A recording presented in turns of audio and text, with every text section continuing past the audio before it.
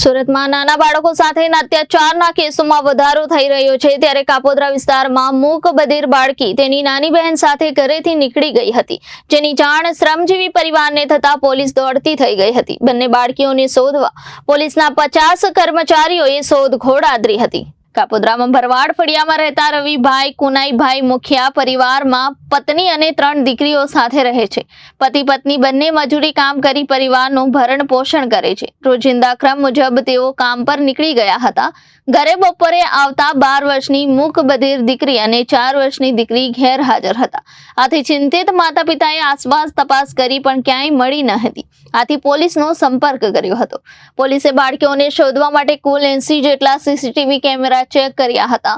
સતત 4 કલાકની ભારે મહેનતના અંતે બંને ગુમ થયેલ બાળકીઓ સરથાણા ગિરિરાજ હોટલની સામે ખડસદ ખાતેથી સહી સલામત મળી આવી હતી। ત્યારબાદ બંને બાળકીઓને પોતાના માતા પિતાને સોંપવામાં આવી હતી। શ્રમજીવી દંપતીએ પોલીસનો આભાર માન્યો હતો। Bureau report Janadesh news Surat.